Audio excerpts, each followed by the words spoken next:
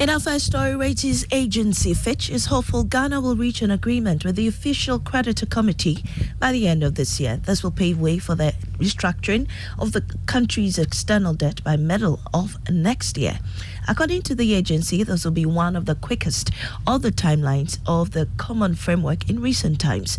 Toby Isles is a senior director emerging market and African sovereign ratings at Fitch Ratings and has been speaking on the Africa webinar series titled Reform and New Challenges in Western Africa. We're sort of assuming that the official creditor committee delivers an agreement by the end of this year.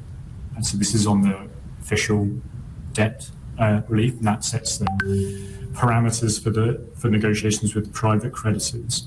And then we assume that actually happens, reasonably promptly, sort of by the middle of 2024, which is obviously a quicker sort of timeline than we've seen in some other common framework cases. But that's our assumptions on the timeline.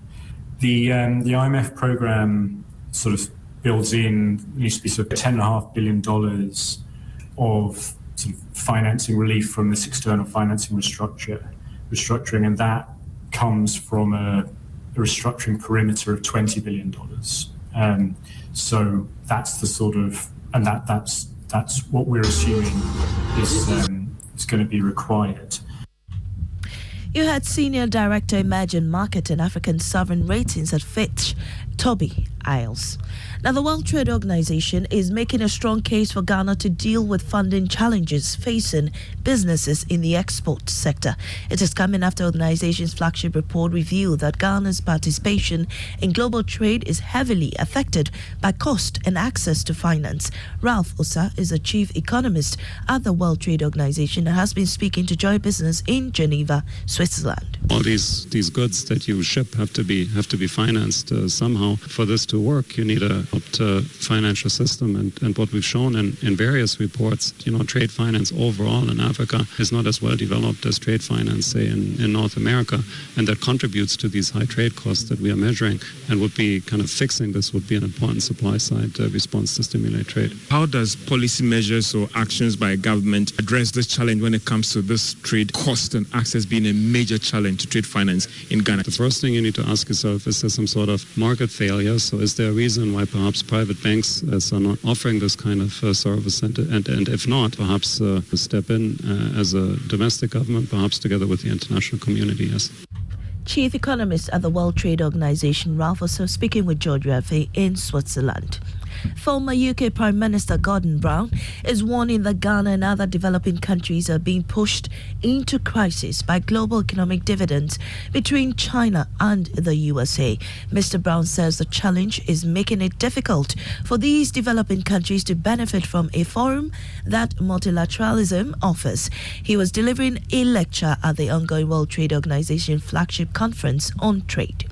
And let me say, last week, the G20 met in India, illustrated the deadlock we have. It was a diplomatic success for India, and they deserve to have it. But let's be honest, there was no concrete progress on the biggest issues we face. Coordinating global economic policy, given the threat of a low-growth 2020s, which will deny people prosperity. No new G20 finance initiative for climate mitigation and adaptation, and little but warm words for the relief of debt and famine in Africa. Now, extreme poverty that we expected to be eliminated by 2030 is now predicted to be afflicting 570 million people of our fellow citizens even then. And when we look around us, more of our international institutions are not as effective as they could be. Now, this is a world where at best cooperation is a la carte and at worst has fallen into disuse, sometimes replaced by confrontation. Minister of Trade and Industry Katie Hammond is entreating non-traditional exporters to leverage opportunities presented by investors to expand their operations. According to him, the sector is key to driving economic growth. Hence, more investments are needed to streamline activities. He is speaking at an engagement with some non-traditional exporters. I'm reliably informed that the Ghana Trade House in Nairobi currently boasts of an impressive inventory of over 250 varieties Ghanaian products, totaling in all more than about 6,500 items spans various product sectors, showcasing the depth and the breadth of Ghana's non-traditional exports. I strongly encourage all exporters to capitalize on this facility to expand your markets, as government has heavily invested in the infrastructure to serve Ghanaian exporters and the general business community. Trade and Industry Minister Katie Hammond. Research lead at GCB Capital, Courage Boti, has stated that the city will enjoy some relative stability for a very long time if the current monetary and fiscal reforms are well anchored. His comment follows predictions by Fitch Solutions that the Ghana cedi will end the year at 11 cedis 40 pesos to the dollar. Reacting to this development, Mr. Boti pointed out that the government must sustain the confidence in the market to realize the expected performance of the city. That is where the strength of our reforms count. What adjustments we are doing on the monetary side, on the fiscal side, on the external side, and managing our liabilities really. External debt restructuring and the interest savings that we stand to derive from that will play a major role in determining whether the cedi remains stable or not. As we speak, reserves are vulnerable. The projection is to end the year with about 8.8 months of import cover, which is not equal. In fact, that's vulnerable.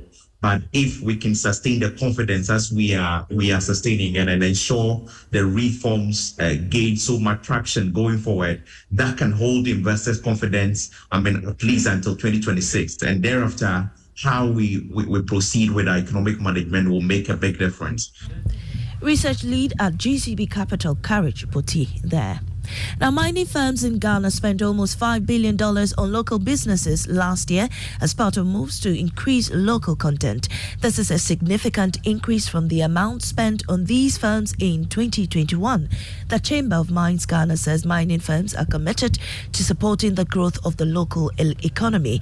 Chief Executive of the Chamber, Suleimanu Koni, reiterated the need for government to safeguard mining operations across the country. In the year under review, the year 2022, 26% of mineral revenue was paid to the states by way of dividends, taxes, levies, and duties. This is really, really significant. Overall, the producing member companies' expenditure that accrued to local entities was $4.99 billion in the year 2022. We are talking about companies who do business with the mining industry. The idea is to make sure that we do business with our own so that the value of mining stays within the country. Ladies and gentlemen, you would concur that the mining sector's activities impact practically every facet of our economy and must therefore be safeguarded from the activities of criminals, illegal miners, and other miscreants. Suleimanu Koni, CEO of Chamber of Mines Ghana, speaking at the Mining for Development Forum in Accra. Now to the currency market. The cedi is going for 11 cedis, 54 pesos against the US dollar on the forex and retail market. It is still selling at 14 cedis, 60 pesos to the pound, and trading at 12 cedis, 45 pesos to the euro. Now, Shika Fredria Amaning is not new to business, but she's trying something new, making spices. The Joy Business Van heads to the production center of Easy Cuisine, where Shika makes a variety of spices. The startup is just a year old, but Shika has so much to share on her journey. Shika is not new to doing business, but production of spices is a whole new experience for her. It started as a thought.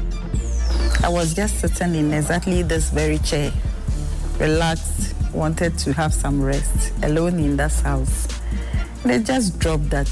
Don't you think a changer is a bit cumbersome when working with, and then garlic as well. When women are given the opportunity, when you work with it, don't you think it will work well with you? I just said yes, and that was how it's dropped. Ghanaian meals are quite sophisticated with a wide variety of flavors and spices. Making of the spices can be quite cumbersome and time-consuming. Already-made spices for local dishes would definitely be convenient for especially the middle class. So from the onset, it was, am I going in for it? How am I going to start? After doing some research, Shika decided to try it out. Full edition of the Joy Business Van is at 1 p.m. on Joy FM and 5 p.m. Business Live on Joy News. On the commodities market, crude oil recorded a price increase of $92 a barrel this morning. Gold lost more than $3 to open trading at $1,910 an ounce. And cocoa is, however, selling at $3,649 a ton after losing $7 from yesterday's trading. I'm Missy Namche Thompson. That's it for the Joy Business Report. Missy, just like you, a lot of people caught bits of what the Director of Public